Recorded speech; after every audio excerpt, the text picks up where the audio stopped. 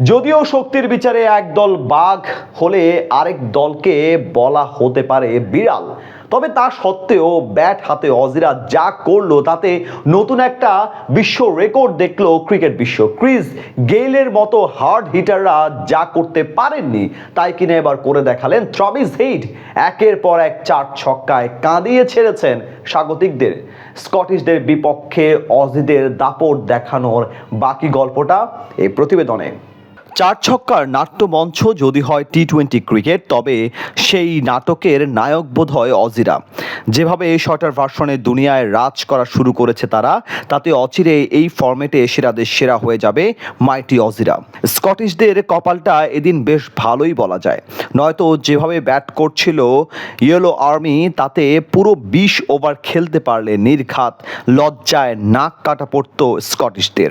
155 রানের টার্গেটে যেন তাণ্ডব লীলা শুরু করে অজি ব্যাটাররা। মিচেল মার্শ আর ট্রাভিস হেড মিলিয়ে একেবারে লন্ডভন্ড করে দিয়েছে প্রতিপক্ষের বোলিং লাইন আপ। গোটা ইনিংস জুড়ে অজিদের রান রেট ছিল ওভার প্রতি 16 এর উপরে। এতেই বোঝা যায় স্কটল্যান্ডকে এক চুলো ছাড় দেয়নি মাইটি অজিরা। 155 রানের টার্গেটে শুরুটা যদিও ভালো হয়নি তাদের। প্রথম ওভারে বিদায় নেন জ্যাক ফ্রেজার।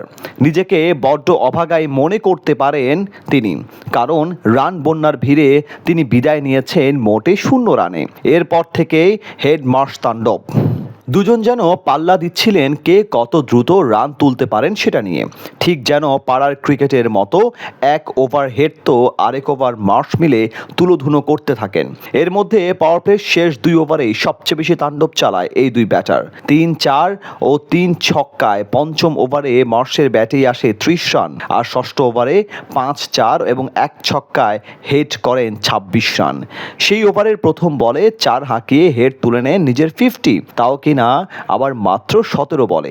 অন্যদিকে যেই অজিদের প্রথম ওভার শেষে রান ছিল মাত্র 5, তারাই কিনা 6 ওভার যেতে না যেতেই পৌঁছে যায় 113 রানে।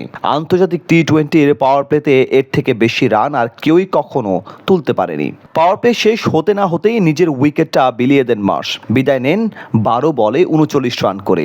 একই ওভারে বিদায় নেন হেডও। আর এতেই শেষ হয় টি-20 ক্রিকেট ইতিহাসের অন্যতম সেরা এক ইনিংস। মাত্র 25 বলে 80 রান করে বিদায় নেন এই বাঁহাতি হার্ড হিটার। 155 রানের টার্গেটে বাকি কাজটুকু সারেন জশ ইংলিশ। 3-4 এবং 1 ছক্কায় 13 বলে 27 রানে অপরাজিত থেকে দলকে জয়ের বন্দরে নিয়ে যান এই উইকেট কিপার ব্যাটার।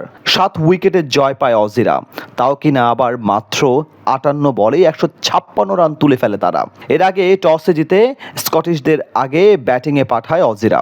স্কটল্যান্ডের হয়ে কেউই নিজের ইনিংসটা বড় করতে পারেনি। মানসি, বেরিংটন, ম্যাথিউ ক্রস নিজেদের ইনিংসের শুরুটা ভালো করলেও দিন শেষে বিদায় নিয়েছেন সেট হয়ে। আর তাতে করে 9 উইকেট হারিয়ে নির্ধারিত ওভারের খেলা শেষ করে স্বাগতিকরা।